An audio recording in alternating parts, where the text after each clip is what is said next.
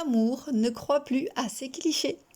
Parce qu'en coaching de vie, on traite également des questions de l'amour, il est important de mettre de la conscience sur certains clichés pour éviter quelques déconvenus.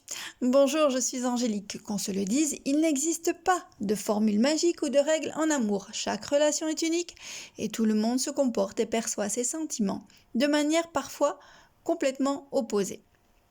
Beaucoup de ces clichés semblent romantiques mais peuvent en réalité s'avérer toxiques. La base de toute relation est bâtie sur la confiance et le respect. Ne vous laissez plus berner par les mensonges suivants sur l'amour. L'amour restera inchangé. Le changement fait naturellement partie de la vie. Les relations, l'amour évolue constamment. Si votre relation est saine et que chacun y met du sien, votre amour grandira et deviendra de plus en plus fort au fil du temps. Il arrive toutefois que certains jours, les sentiments de l'un soient mis en doute sans pour autant affecter le couple.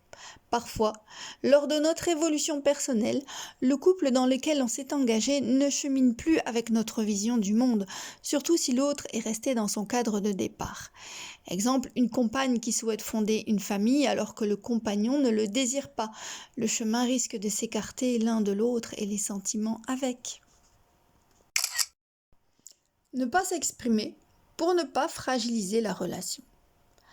L'amour exige de la transparence, de l'honnêteté, du respect, de la dignité.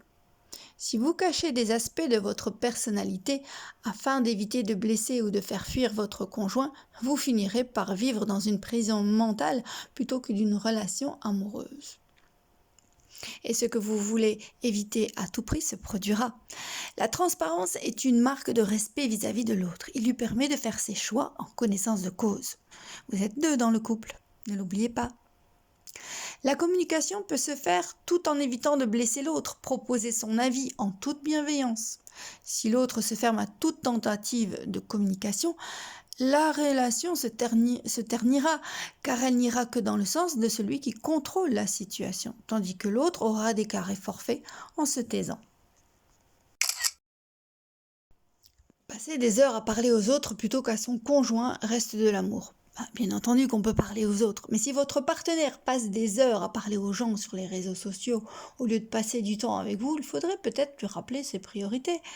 Il est important de créer du lien en tout cas, de la cohésion, de la connexion ensemble, des moments de communication, de partage, se parler.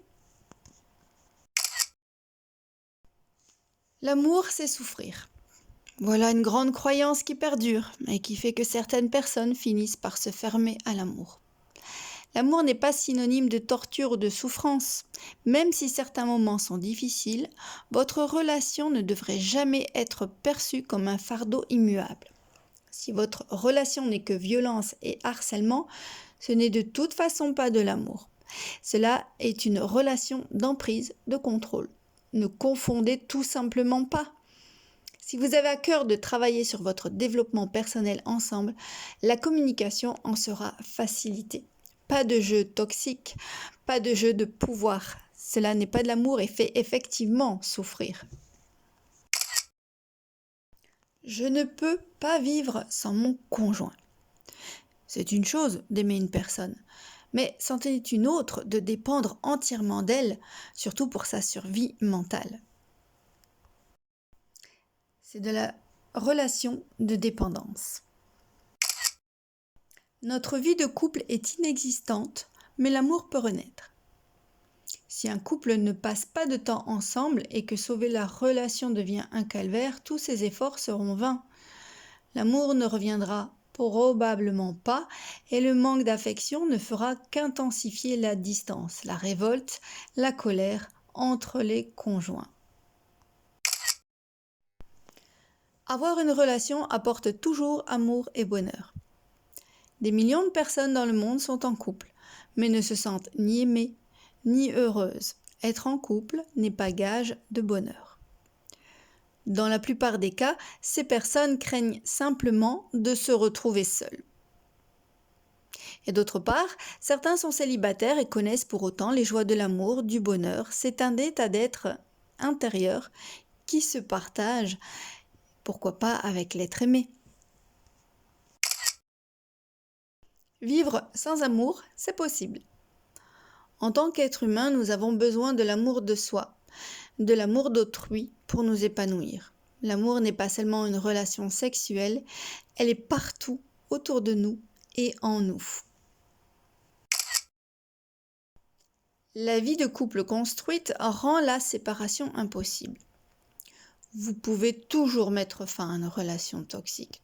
Toutefois, il est naturel d'avoir peur de l'inconnu et d'éprouver de l'anxiété ou de l'angoisse vis-à-vis de l'avenir.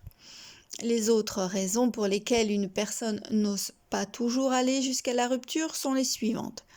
La peur d'être jugé, la culpabilité, croire que le manque d'amour n'est pas un argument suffisant pour mettre un terme à une vie construite à deux. Beaucoup de personnes ne mettent pas fin à une relation par peur d'être seules et de ne pas retrouver l'amour. Pour sauver une relation, il faut souffrir et accepter d'être blessé. En cas de réussite ou d'échec de la relation, il n'y a jamais un seul responsable. Quand une personne donne beaucoup plus que l'autre, cela peut engendrer un déséquilibre dans la relation et aggraver les disparités. Nous sommes tous co-responsables dans la relation et il n'est pas question de se sacrifier ou de souffrir pour l'autre. Avoir suffisamment d'amour pour deux. Une relation saine et affectueuse implique que les deux personnes s'aiment également. L'amour que nous ne ressentons pas ou que notre partenaire ne nous témoigne pas ne pourra pas être remplacé. L'amour, c'est se rendre heureux, souriant et épanoui. Nous allons clôturer ce chapitre par ce cliché qui est tout à fait vrai. Votre amour devrait vous apporter de la force, du courage et une estime de soi inébranlable. Si c'est l'inverse qui se produit, vous perdrez confiance en vous, peur de vous exprimer librement, probablement que vous êtes dans une relation d'emprise ou de contrôle. En amour, l'autre doit favoriser un climat de confiance propice à l'expression de soi. C'est ça le véritable bonheur. Une vie épanouie, comme on les aime chez Épanouie Vie. Pour être tenu au courant dès qu'un outil de développement personnel est mis à ta disposition, abonne-toi bien sûr.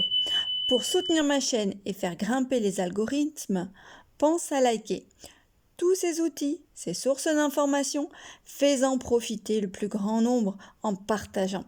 Je te remercie de contribuer à cette chaîne qui a pour but d'embellir la vie, de devenir une personne plus consciente et épanouie. Bien entendu, ces podcasts ne se substituent pas à une véritable séance de développement personnel individuel et surtout personnalisé. À très bientôt et coachement vôtre!